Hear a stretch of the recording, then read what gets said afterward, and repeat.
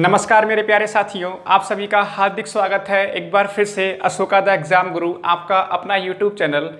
प्यारे साथियों, हम लोग यूपीएसआई के लिए मैथ्स पढ़ रहे थे। उसमें 2017 यूपीएसआई 2017 में पूछे गए जितने भी प्रश्न हैं उनको हम एक एक करके डिस्कस कर रहे थे टॉपिक वाइज।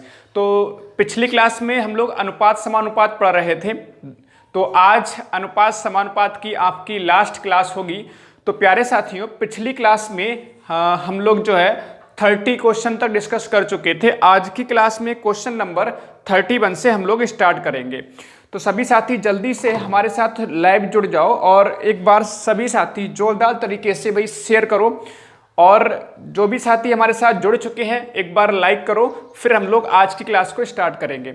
और आपको पता है कि कई दिनों बाद आज आपकी क्लास हो रही है, तो बिल्कुल बहुत ही ज़बरदस्त तरीके से क्लास होगी। चलिए, तो मैं बिना देर किए स्टार्ट कर रहा हूं आज की क्लास। Question number 31। तो क्वेश्चन नंबर 31 की हम लोग बात करें तो क्वेश्चन नंबर 31 है क्या, एक बेकरी 4 ग्राहकों ए बी सी और डी को 4:B/6:3 के अनुपात में 90 किलो मिठाई वितरित करती है। अगर सी का हिस्सा डी के हिस्से से 15 किलो अधिक है तो बी और डी के हिस्से में क्या अनुपात है। ठीक है, सवाल को ध्यान से समझो। सवाल बोल रहा है कि एक बेकरी 4 ग्राहक हैं ए बी और सी, इनको 90 किलो मिठाई बांटती है और उसका अनुपात दे रखा है 4:B/6 90 किलो मिठाई बांटती है। अगर सी का हिस्सा डी के हिस्से से कितना अधिक है, 15 किलो अधिक है। कह रहे हैं सी का हिस्सा जो है डी के हिस्से से 15 किलो अधिक है। तो यहाँ पर देखो अनुपात उठा लो। मैंने कहा जिसकी वैल्यू दे रखी होती है हम उसी का ही अनुपात उठा लेते हैं, बेहद आसान तरीके से कर पाओगे। देखो प्यारे साथियों, यहाँ पर देखो जरा, सी का अनुपात डी के अनुपात से कितना ज़्यादा है, 3 ज़्यादा है, और ये सवाल में दे रखा है कितना, 15 किलो। तो एक का मान कितना होगा, 3 पंजे 15। ठीक है, अच्छा, अब हमसे पूछा किसका हिस्सा क्या है, हमसे पूछा गया डी का, बी और डी का अनुपात पूछा गया। तो बी और डी का अनुपात निकालने के लिए पहले हमें यहाँ पर समझिएगा कि अगर हमें कैसे भी करके बी का अनुपात पता चल जाए तो हमारा आंसर हो जाएगा। लेकिन बी का अनुपात निकालने के लिए पहले हमें बी का मान निकालना पड़ेगा कि बी को मिठाई कितनी मिल रही है। तो उसका तरीका ये है कि आपके पास टोटल मिठाई कितनी बांटी जा रही है, 90 किलो। अगर टोटल मिठाई 90 किलो बांटी जा रही है, हमें ये पता चल जाए कि ए सी और डी इन तीनों को मिला कितनी मिठाई बांटी जा रही है, उसमें से उसको घटा देंगे 90 में से, किसकी मिठाई मिल जाएगी, बी की। फिर क्वेश्चन सॉल्व आसानी से हो जाएगा। अब देखो मेरे प्यारे साथियों, 4 6 4 10 और 3 13 का मान निकाल लो। कैसे निकालोगे, क्यों निकालो, क्योंकि हमें ए सी और डी तीनों को कुल मिला के कितनी मिठाई बांटी जा रही है। तो उसका तरीका ये है 4 6 4 10 और 3 13। 13 का मान निकाल, 13 पंजे कितना होगा, 65। अब 65 घटा दो इसमें से तो हमें मिल जाएगी बी को मिठाई कितनी बांटी जा रही है। तो बी को मिठाई कितनी बांटी जा रही है, 25 बांटी जा रही है। ठीक है, हमें बी और डी की मिठाई का अनुपात पूछा गया कि हिस्से में कितनी मिठाई आ रही है। तो भाई बी का तो मिल गया हिस्सा, डी का हिस्सा और निकालो। 1 का मान है 5, 3 का मान कितना है ना, डी का हिस्सा कैसे निकालोगे, 3 अनुपात का मान निकालोगे। 1 का मान कितना हो जाएगा, 1 का मान 5 है, तो 3 का मान कितना, 5 या 15, तो हम 5 या 15 यानी डी की जो मिठाई बांटी जा रही है 15 बांटी जा रही है, 15 किलो। तो इन दोनों में अनुपात कितना हो जाएगा, 25:15, यानी 5 पंजे 25, 5 या 15, 5:3 इस सवाल का आंसर हो जाएगा। 5:3 इस सवाल का आंसर हो जाएगा। सभी को बताओ, यहाँ तक सबको समझ में आ गया भाई। ठीक है, बेहद आसान सवाल है, कोई कठिन सवाल नहीं है। चाहो तो इस सवाल को मुंह जवानी कर सकते थे आप। कैसे करके कर सकते थे भाई, हमें कुल मिठाई 90 किलो बांटी गई थी ए बी और सी, ए बी सी और डी में। अब देखिए यहाँ पर बी का अनुपात हमें पता नहीं था। ठीक है, अच्छा, इन्होंने दे रखा था कि भाई सी को जो मिठाई मिल रही है वो डी से 15 किलो ज़्यादा मिल रही है। तो हमने यहाँ से देखा कि अनुपात कितना बन रहा है, अनुपात कितना बन रहा है, तो आपने देखा यहाँ पर अनुपात बन रहा है कितना, अनुपात कितना अधिक हो रहा है, 3 और ये 3 का मान दे रखा था कितना 15, 1 का मान 5। अच्छा हमने 13 का मान क्यों निकाला? क्योंकि हमें तीनों को मिलाकर मिठाई देखनी थी कितनी बांटी जा रही, किस किस को, ए सी और डी को। तो ए सी डी 6 3 9 4, 13 का मान निकाला, 1 का मान 5, 13 का मान 65 हो जाएगा। अच्छा अगर कुल 90 किलो मिठाई बांटी गई है उसमें से 65 किलो मिठाई ए सी और डी में बांटी गई है, यानी बी को कितनी बांटी गई होगी 25 किलो। अब हमें बी और डी को बांटी गई मिठाई का अनुपात निकालना था। बी को मिठाई बांटी गई है 25 किलो, तो हमने डी को और निकाल लिया, 1 का मान 5, 3 का मान कितना 15, इन दोनों का अनुपात कितना आ गया 5:3। ये क्वेश्चन नंबर आपका 31 था। यहां तक सबको सवाल समझ में आ गया होगा। चलो अब आगे बढ़ेंगे, अगले सवाल की तरफ चलेंगे फटाफट से नेक्स्ट क्वेश्चन की तरफ चलेंगे मेरे प्यारे से दोस्तों। क्वेश्चन नंबर 32, क्वेश्चन नंबर 32 ये बेहद आसान सवाल है, आप लोग इसको आसानी से कर सकते हो, बेहद आसान सवाल है प्यारे साथियों। क्वेश्चन नंबर 32, एक बर्तन में 3:1 के अनुपात में दूध और पानी है। एक बर्तन में 3:1 के अनुपात में दूध और पानी है। अगर इस मिश्रण में 3 लीटर पानी डाला जाता है तो मिश्रण में दूध और पानी का अनुपात 2:1 हो जाता है। दूध में बर्तन में दूध की शुरुआती मात्रा पूछी गई है। सवाल फिर समझिएगा, एक बर्तन में मिल्क और वाटर का रेशियो 3:1 है। ठीक है, इसमें क्या किया गया, क्या मिलाया गया, 3 लीटर पानी मिलाया गया। ठीक है, 3 लीटर वाटर मिलाया गया, जिससे अनुपात कितना हो जाता है 2:1। तो दूध की शुरुआती मात्रा पूछी गई है, किसमें, दूध की शुरुआती मात्रा आपसे पूछी गई है, तो आप इसको आसानी से निकाल सकते हो। हमने पिछली 3 क्लासेस में भी इस तरह के सवाल किए हैं और बहुत ज़्यादा सवाल पूछे जाते हैं। मैंने आपको एक बात बताई है कि इसमें हम पानी मिला रहे हैं, अगर पानी ऐड कर रहे हैं तो भाई मिल्क की मात्रा समान होनी चाहिए। अगर मिल्क की मात्रा समान होगी तो अनुपात भी कैसा होना चाहिए, समान होना चाहिए। समझ पा रहे हैं ना मेरे प्यारे साथियों, यहाँ पर मिल्क का अनुपात कैसा होना चाहिए, समान होना चाहिए, क्योंकि हमने मिल्क नहीं ऐड किया, हमने मिश्रण में पानी को मिलाया है। अगर हमने पानी को मिलाया है तो पानी की मात्रा बढ़ जाएगी, जबकि यहाँ पर देख पा रहे हैं पानी का अनुपात कैसा है, समान है। होना किसका समान चाहिए था, मिल्क का। तो मिल्क का समान नहीं है, दूध की मात्रा समान नहीं है, दूध का अनुपात समान नहीं है, तो उस कंडीशन में दूध के अनुपात को हमें समान करना पड़ेगा। तो समान करने का क्या तरीका है, 2 से ऊपर गुणा करोगे तो इधर भी 2 से गुणा होगी, 3 से नीचे गुणा करोगे तो इधर भी आपका 3 से गुणा होगी।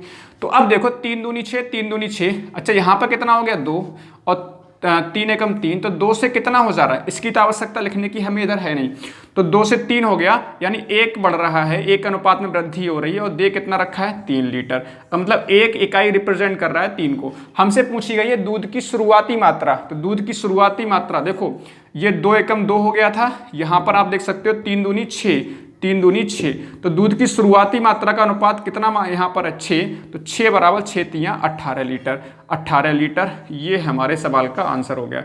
ठीक है, ये हमारे सवाल का आसान हो गया। ध्यान रखेंगे यहाँ पर कहीं आप ऐसा कर लो बोले 1 बराबर कितना है 3, 3 बराबर 9 करके चले जाओ, ऐसा नहीं है। यहाँ पर हमने गुणा कर ली, तो गुणा करने के बाद ये वाला रेशियो बन रहा है, तो यही रेशियो इस्तेमाल करेंगे। ठीक है, ध्यान रखिएगा सवाल को आगे सॉल्व करने में। तो ये सवाल भी समझ में आ गया होगा, बेहद आसान सवाल है। ठीक है, बेहद आसान सवाल है। ठीक है, किसी को दिक्कत परेशानी यहाँ तक, किसी को भी यहाँ तक दिक्कत परेशानी नहीं होनी चाहिए। चलिए अगले सवाल की तरफ बढ़ते हैं प्यारे से दोस्तों, क्वेश्चन नंबर 33 की तरफ। ये तो बेहद हलवा सवाल है, आप इसको मुंह जबानी कर सकते हो।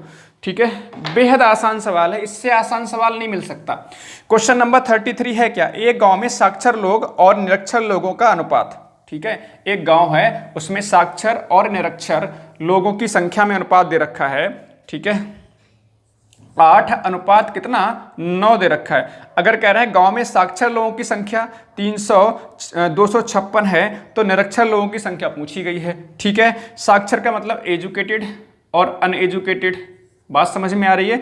एजुकेटेड मतलब पढ़े लिखे और अनएजुकेटेड मतलब अनपढ़, इस तरह से बोल सकते हो। तो साक्षर और निरक्षर में अनुपात दे रखा है। साक्षर की संख्या दे रखी है 256, तो कोई दिक्कत ही नहीं है। 8 किसको रिप्रेजेंट करेगा 256 को, क्योंकि साक्षर का अनुपात 8 है और दे रखा है 256। 1 बराबर 8 3 24, 8 दूनी 16 हो जाएगा। निकालना क्या है 9 का अनुपात, क्योंकि अनएजुकेटेड यानी निरक्षर लोगों को बताना है।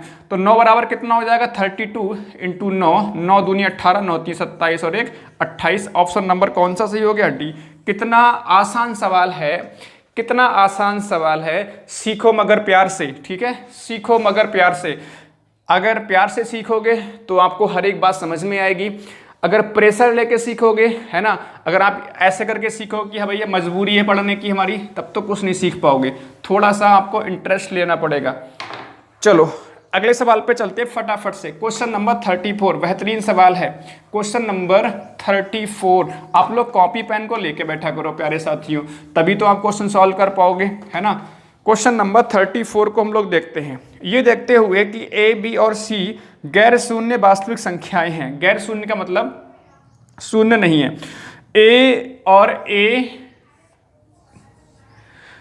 बटे 2 बराबर बी बटे 3 बराबर सी बटे 4, और इसका बराबर में दे रखा है 2a माइनस 3b और प्लस 5c और अपॉन में k। तो k का मान पूछा गया है। ये देखते हुए ए बी और सी गैर शून्य संख्याएं हैं, मतलब शून्य के अलावा कोई भी संख्या हो सकती है।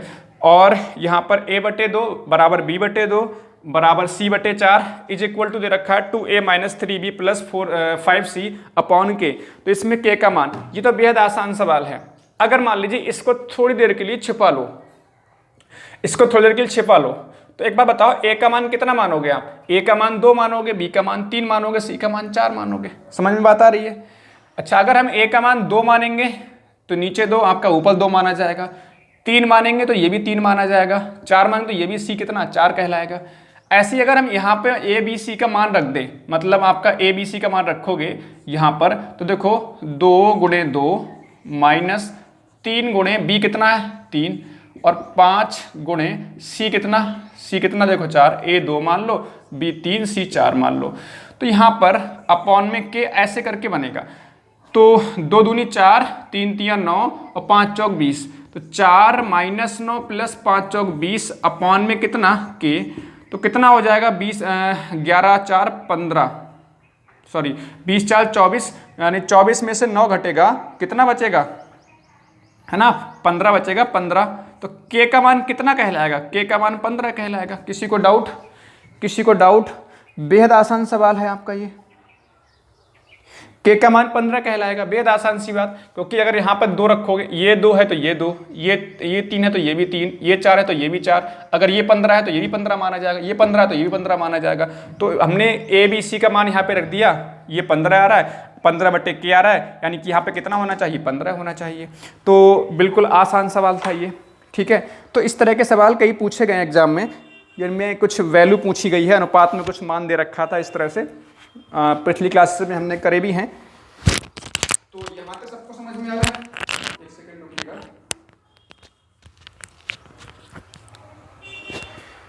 प्यारे साथियों, नेक्स्ट क्वेश्चन की तरफ चलते हैं बिना देर किए, क्वेश्चन नंबर 36 की तरफ।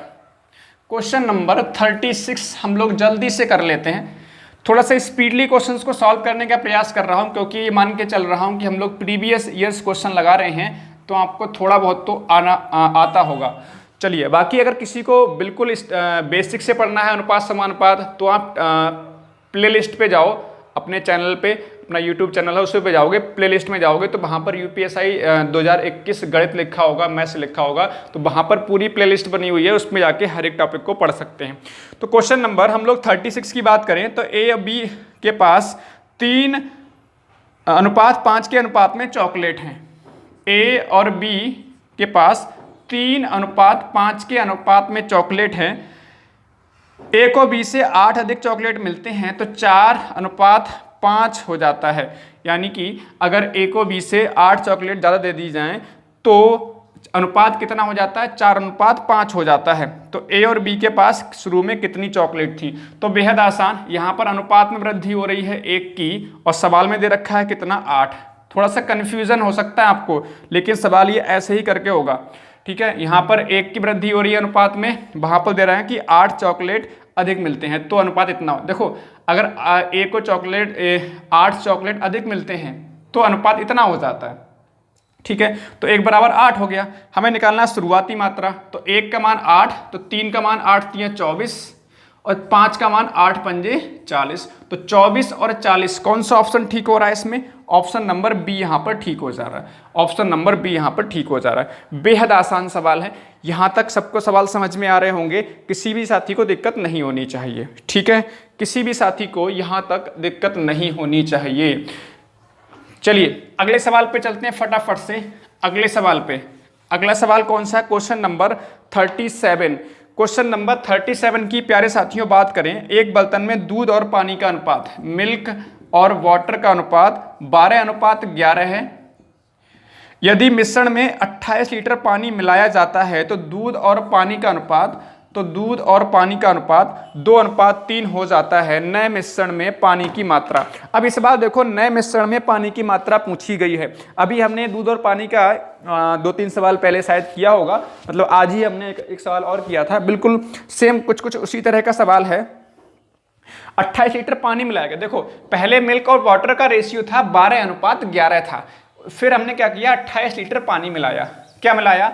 28 लीटर हमने वाटर ऐड किया है, जिससे अनुपात कितना हो गया? 2:3। तो हमसे पूछा गया सवाल में कि भाई नए मिश्रण में पानी की मात्रा, नई वाली मात्रा पूछी गई है। और देखो बेहद आसान सवाल होते हैं इस तरह के, जिसकी मात्रा हमने घटाई है या जोड़ी है, मतलब निकाली है या मिलाई है, उसी की मात्रा चेंज होती है, दूसरे पदार्थ की मात्रा समान रहती है।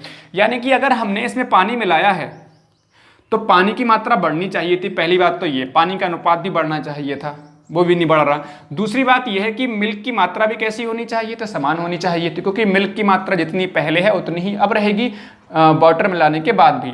तो कहने का मतलब क्या है? यहाँ पर 12, यहाँ 12 कब बनेगा?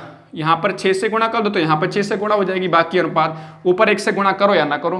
तो 6 दूनी 12, 6 दूनी 12 बन गया, 6 3 18, यानी 11 से कितना हो जा रहा है? 18।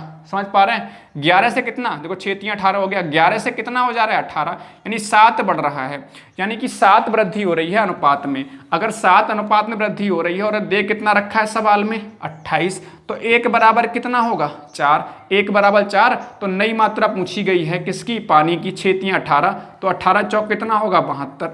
18 चौक कितना होगा? 72 लीटर। बताओ किसी भी साथी को दिक्कत सॉरी किसी भी साथी को दिक्कत है? यहाँ तक 72 लीटर हो गया। देखो मैं बहुत ही आसान सी बात कह रहा हूँ कि दूसरी पदार्थ की मात्रा समान रहेगी, जिसकी मात्रा मिलाएंगे उसी की मात्रा बढ़ेगी, यानी इसकी मात्रा यानी मिल्क की मात्रा कैसी रहनी चाहिए? समान।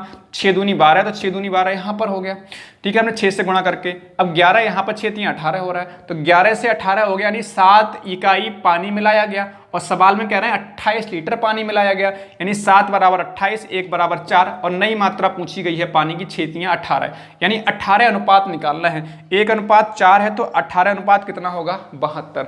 18 अनुपात कितना होगा? 72। तो सवाल ये भी आपको समझ में अच्छे से आ गया होगा, ठीक है। प्यारे दोस्तों, प्यारे साथियों, अगले सवाल की तरफ चलना चाहेंगे, क्वेश्चन नंबर 38 की तरफ।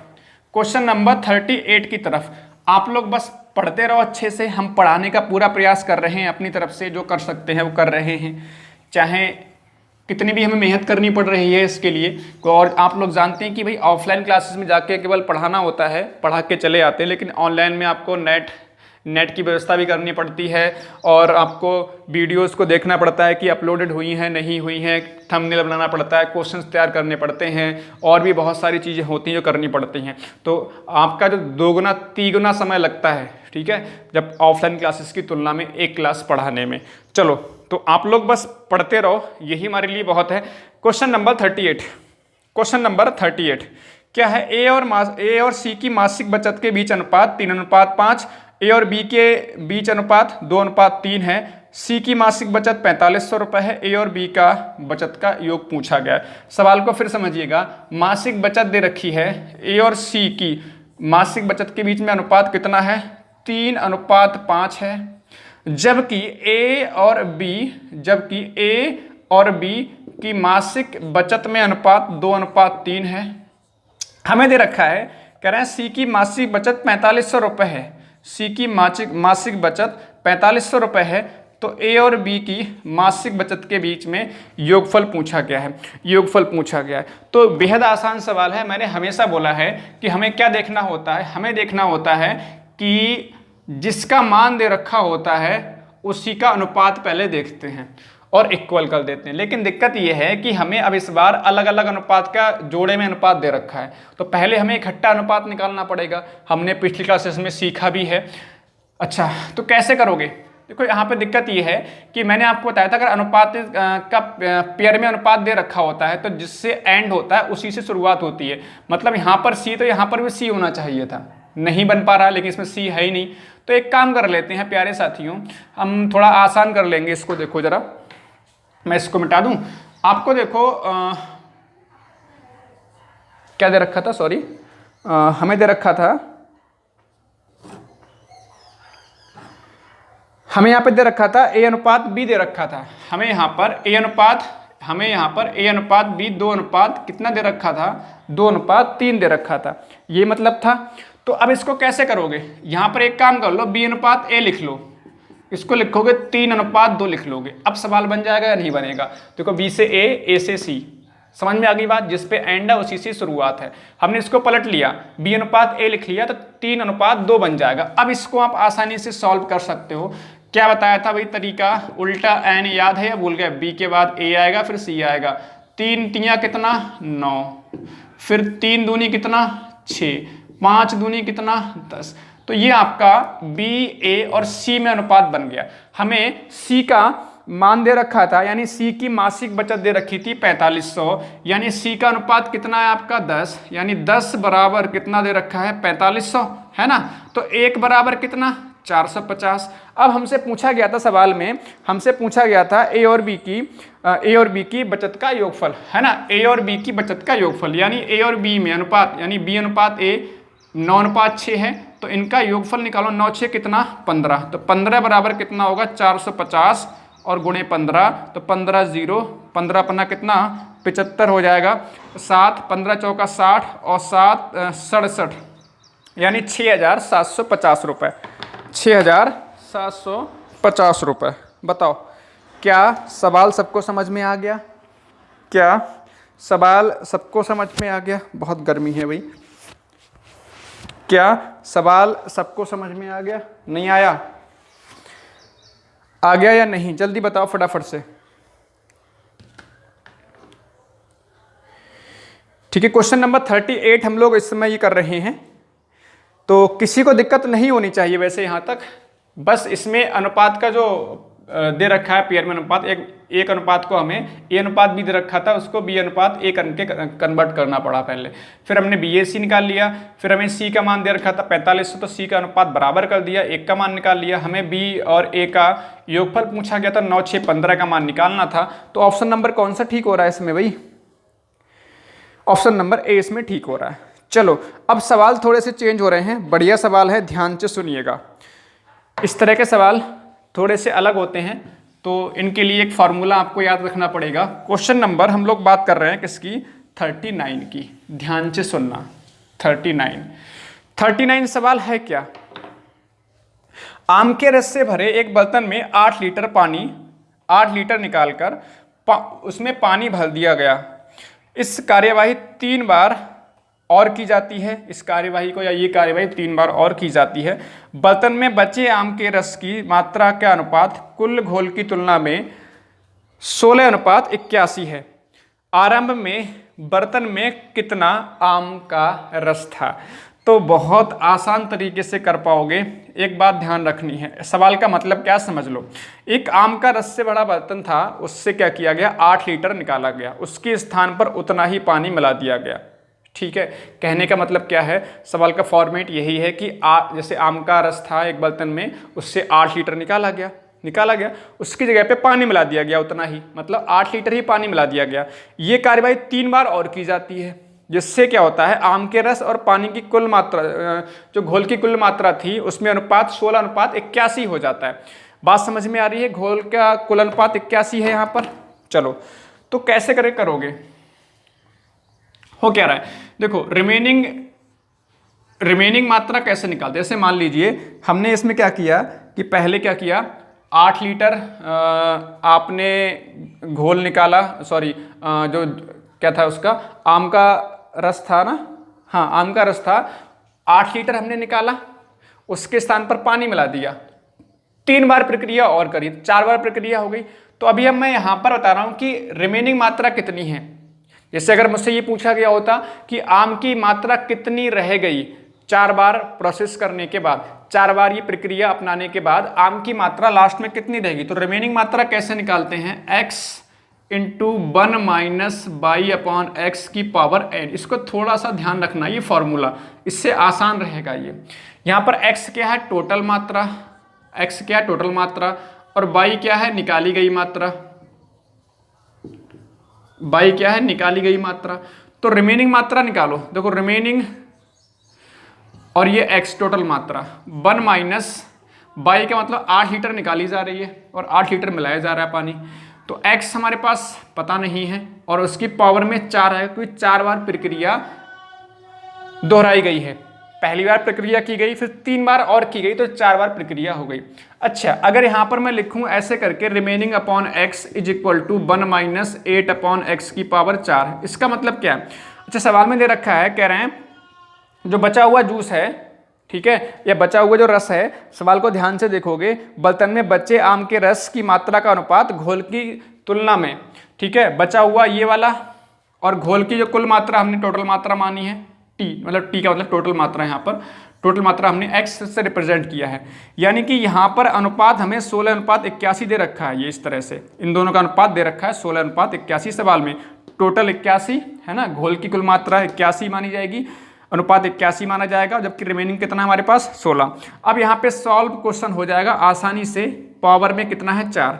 अच्छा, इधर लाओगे तो आपका 1 माइनस 8 अपॉन एक्स, ये हो जाएगा 16, ये ऐसे करके हो जाएगा फोर्थ रूट निकालेंगे। सबको सवाल समझ में आ रहा होगा यहाँ तक, ठीक है, आपने लोगों ने नोट कर लिया या नहीं। तो अब इसको सॉल्व कर सकते हो आसानी से। यहाँ पर देखो जरा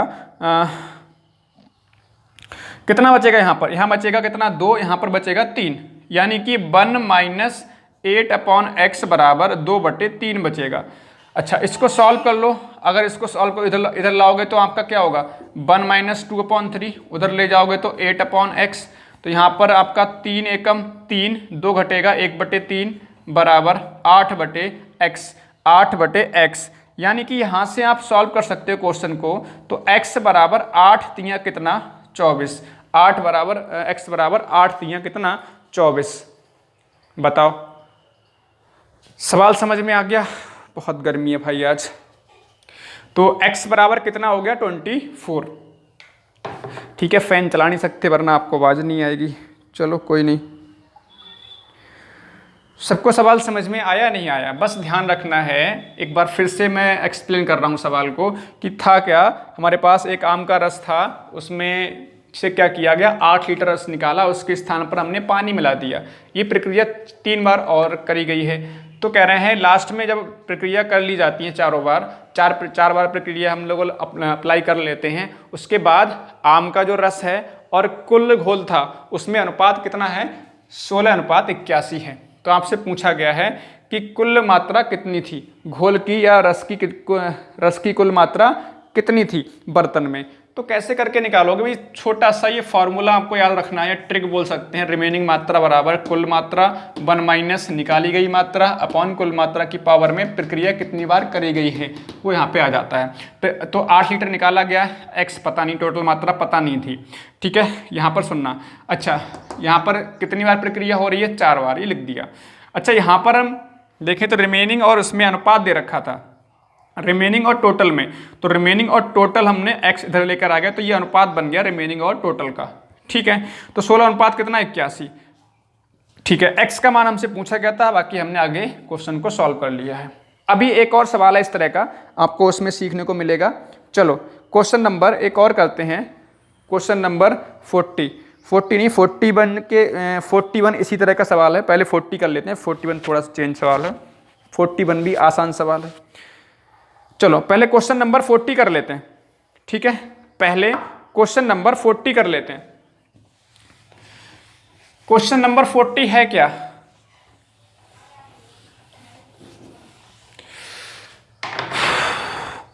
क्वेश्चन नंबर 40।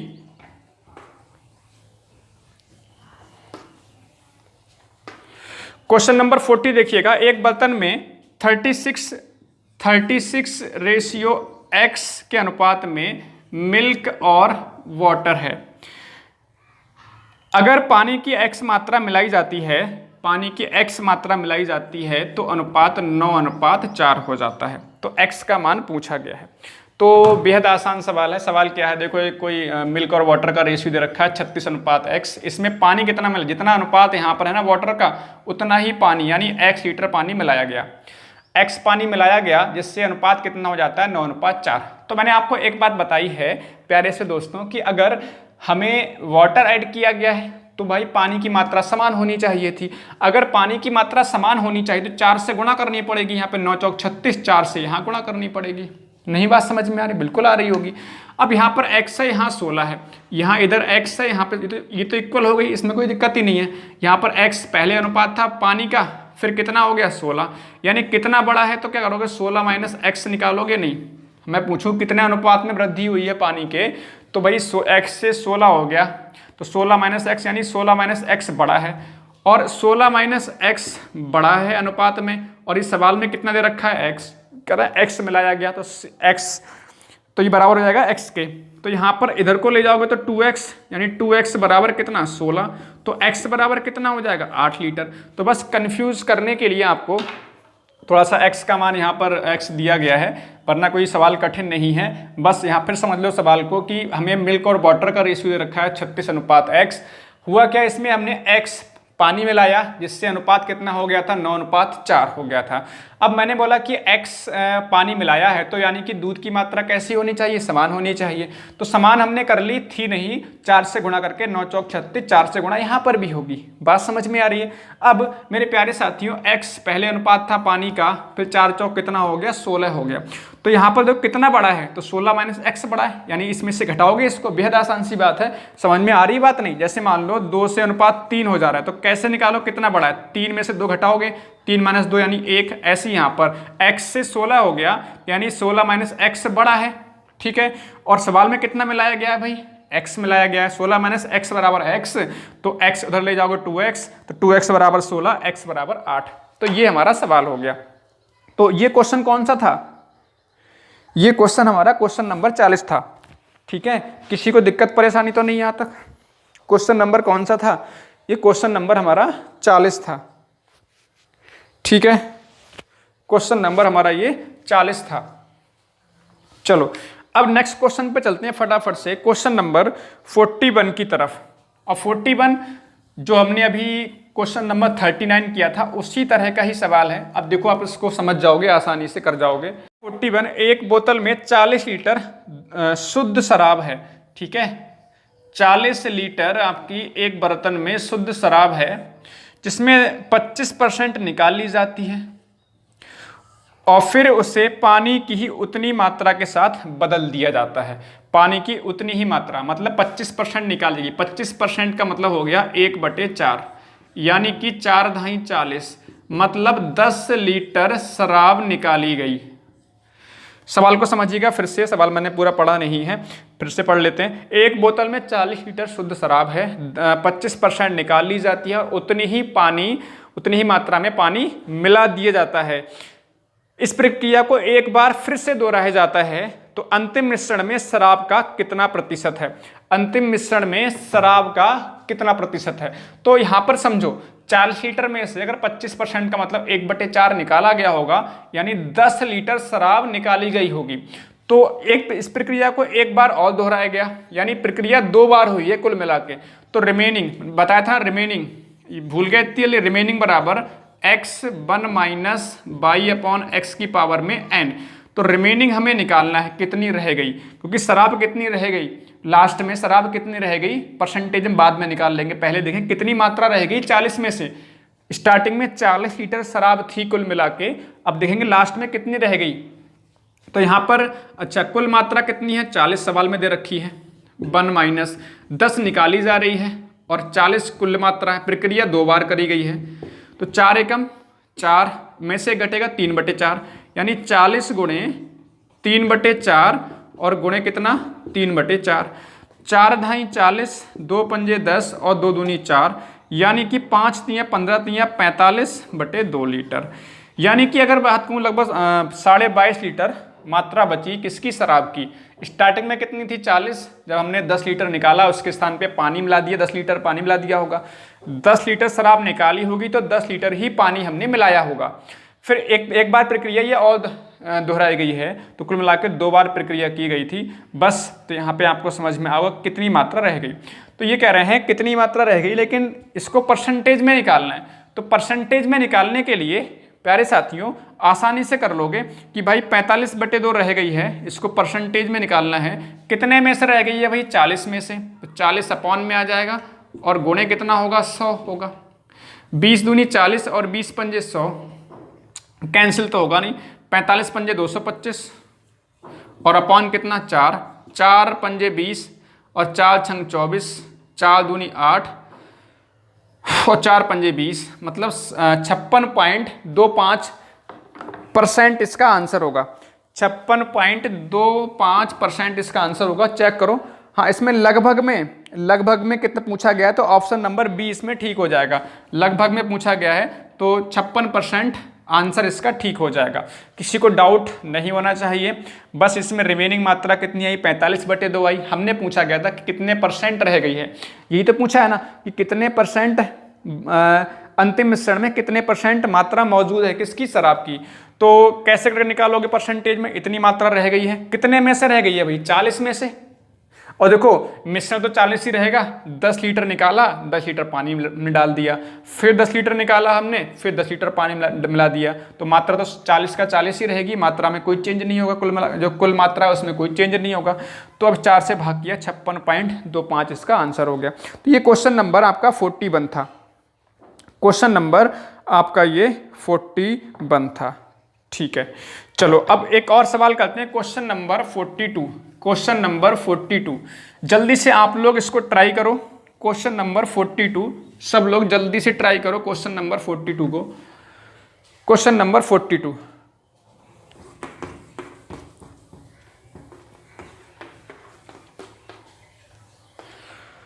क्वेश्चन नंबर 42 को सब लोग जल्दी से ट्राई कर लो प्यारे से दोस्तों।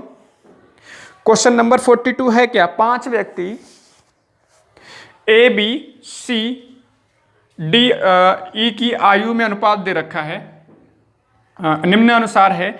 ए और ई है 1:2, यानी ए और ई की आयु में अनुपात 1:2, जबकि बी और सी में अनुपात कितना है 4:3, और ई अनुपात बी कितना दे रखा है 1:2, जबकि कह रहे हैं सी की उम्र डी की उम्र का 60% है। अच्छा, सी और डी की आयु का योगफल दे रखा है 120। तो सबसे कम उम्र का व्यक्ति बताना है कि कितने उम्र का है, सबसे छोटा व्यक्ति कितनी आयु है। सवाल को फिर समझो, A B C D E की आयु में अनुपात दे रखा है निम्नानुसार। कह रहे हैं ए और ई की आयु में अनुपात 1:2, बी और सी की आयु में अनुपात 4:3, और यहाँ पर ई और बी की आयु में अनुपात 1:2 है। सी बराबर दे रखा है, कह रहे हैं सी की आयु डी का 60% है। तो इसको अनुपात में चेंज कर लो, इसको भी 60% का मतलब 20 × 60 3/5 लिखोगे, यानी सी बटे डी बन जाएगा 3, डी इधर लाओगे तो सी बटे डी बनेगा 3/5, यानी सी अनुपात डी बनेगा 3:5। बात समझ में आ रही है, नहीं आ रही है? अच्छा, अब इस सवालों को सॉल्व कर लो, लेकिन दिक्कत यही है, सबसे पहले हमें इकट्ठा अनुपात निकालना पड़ेगा, सभी के इकट्ठे अनुपात में बताना पड़ेगा। तो तरीका क्या है देखो, अब दिक्कत वही है प्यारे साथियों, यहाँ पर ए से ई चले हैं, जबकि यहाँ बी से सी चले हैं। तो एक काम करता हूँ, थोड़ा सा मैं यहाँ पर मिटा रहा हूँ, इसकी आवश्यकता हमें अब नहीं है। देखो ए से ई चले हैं, तो ई आपका यहाँ पर ये वाला ऊपर कर दो, ये नीचे कर दो, मतलब बी अनुपात सी नीचे कर दो। बी अनुपात सी कितना है हमारा 4:3 है, और यहाँ से मिटा दो, मैंने नीचे लिख लिया, कोई दिक्कत परेशानी, लिखा इसलिए है। अब इसको ए अनुपात ई दे रखा है, हमें ए अनुपात ई दे रखा है 1:2। तो अब देखो ए से ई से बी, बी से सी से डी। अब इसको सॉल्व कर लो। सबसे पहले हमें इकट्ठा अनुपात निकालना पड़ेगा, ए फिर ई फिर आपका बी आएगा, फिर आपका सी आएगा, फिर आपका डी आएगा। ठीक है, तो ये इस तरह से बनेगा। कई बार आप कहते बोले ए बी सी और डी बनना चाहिए, ऐसा कुछ नहीं है। अनुपात ये जैसे ए के बाद ई आ गया, जरूरी नहीं कि ए के बाद हमेशा बी ही आए, ये इस पर डिपेंड करे कि रेशियो किस तरह से दे रखा है। अब कैसे निकालते हैं, तरीका ध्यान सुनना। ए का और डी का, ये पहला ये लास्ट है, तो पहले का अनुपात निकालने के लिए पहले के रेशियोज की मल्टीप्लाई कर लेते हैं। तो एक एकम एक, चौक चार तिया 12, और लास्ट के लिए लास्ट के नंबर्स की मल्टीप्लाई, 2 दूनी 4 तिया 12 पंजे 60। इतनी बात समझ में सबको आ रही है यहाँ तक। अब बाकी अनुपात कैसे निकालने हैं, बाकी अनुपात कैसे निकालने हैं इस बात को भी अच्छे से समझ लो। ठीक है, एक सेकेंड रुको जरा। ठीक है, तो बाकी अनुपात कैसे निकालने हैं उसको भी समझ लो। एक बात बताओ, पहले इसको उठाओ, ए अनुपात ई को उठाओ, पहले ए अनुपात ई को उठाओ।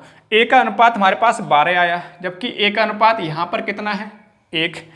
ए अनुपात ई कितना है 1 अनुपात 2 है। 1 बराबर अगर 12 है तो 2 बराबर कितना हो जाएगा 24, होगा या नहीं होगा बताओ। तो हमने ए अनुपात ई को सॉल्व कर लिया, ए अनुपात ई को सॉल्व कर लिया। अब देखो ई अनुपात बी, अब ई अनुपात बी देखो, अब ई अनुपात बी देखोगे तो ई का अनुपात है यहाँ पर 24, जबकि ई का अनुपात यहाँ पर है 1। तो 1 बराबर 24, तो 2 बराबर कितना 48, बताओ। अब इसको देखो बी अनुपात सी को, अब बी अनुपात सी को देखो, यहाँ पर बी कितना 48, यहाँ पर बी कितना है 4, 4 बराबर 48, 4 बराबर कितना होगा 48, तो 1 बराबर कितना होगा 12, 1 बराबर 12 और 3 बराबर कितना 12 तिया 36, अनुपात बन गया। किसी को दिक्कत परेशानी, किसी को भी दिक्कत परेशानी यहाँ तक नहीं होनी चाहिए। सवाल सबको समझ में आ रहा होगा। बस पहले का और लास्ट का निकाल लो, पहले के लिए पहले के नंबर्स की मल्टीप्लाई, लास्ट के लिए लास्ट के नंबर्स की गुणाई कर लेते हैं हम लोग। फिर यहाँ पर देखो 1 बराबर 12 हमारा आया था, तो 2 बराबर हो गया 24, फिर 1 बराबर 24, 2 बराबर 48, फिर बी और सी लिया, बी बराबर 4 है, 4 बराबर 48, 1 बराबर 12 आएगा, तो 3 बराबर 12 36। चलो अब यहाँ पर 12 से भाग कर दो, 12 कम 12, 12 दूनी 24, 12 चौक 48, 12 तिया 36 और 12 पंजे 60। अच्छा, सवाल में हमें प्यारे साथियों दे रखा था क्या, सवाल में दे रखा था सी और डी की उम्र दे रखी है, कुल आयु, सी और डी की उम्र का योगफल है 120। तो सी और डी यानी कि 5 3 8, 8 बराबर दे रखा है सवाल में 120, तो 1 बराबर 8 एकम 8 मतलब 15 8 120 होता है, 15 आ जाएगा, 8 से काटोगे 15, 1 बराबर 15। सबसे कम आयु वाला पूछा गया कि सबसे कम उम्र किसकी है, तो सबसे कम अनुपात तो आपका यही है, सबसे छोटा अनुपात यही है, यानी 1 बराबर 15 हमारा आंसर हो गया। 1 बराबर निकालना था, तो आंसर क्या होगा इसका 15 साल। ऑप्शन नंबर सी इसका ठीक हो जाएगा, ऑप्शन नंबर सी इसका ठीक हो जाएगा। बताओ तो मेरे प्यारे साथियों, 1 बराबर 15 आ गया था हमारा। एक ही हमें निकालना था सवाल में, क्योंकि हमें एक ही उम्र पूछी गई थी और ए सबसे छोटा है वैसे भी। तो मेरे प्यारे साथियों, ये हमारे 42 क्वेश्चन हमने अनुपात समानुपात में डिस्कस कर लिए हैं। अब वैसे तो सवाल हो सकता है 1 2 रह गया हो, वैसे मैंने कोशिश करी है कि सवाल ना रह जाए कोई भी, फिर भी और रह गया होगा तो बता दीजिएगा, फिर कभी डिस्कस कर लेंगे। वैसे मुझे लगता है कि अनुपात समानुपात में जो भी आपके सवाल थे बेहतर तरीके से हमने डिस्कस किए हैं 2017 में पूछे हुए। तो उम्मीद है कि आपको अनुपात समानुपात टॉपिक समझ में आया होगा, इससे फ़ायदा मिलेगा अपनी तैयारी को और मजबूत बनाने में, अपनी तैयारी को और अच्छे से मजबूत बना सकते हो। तो प्यारे साथियों, इसी तरह से बने रहिए। अब जो नेक्स्ट क्लास होगी उसमें नया टॉपिक हम लोग स्टार्ट करेंगे। तो प्यारे साथियों, उम्मीद है आपको क्लास पसंद आई होगी। अगर पसंद आई है तो लाइक शेयर कमेंट करना ना भूलें। सभी साथियों का धन्यवाद। हंसते रहिए और मुस्कुराते रहिए, बेहतर तरीके से घर पर बैठकर पढ़ते रहिए। जय हिंद, जय भारत, वंदे मातरम।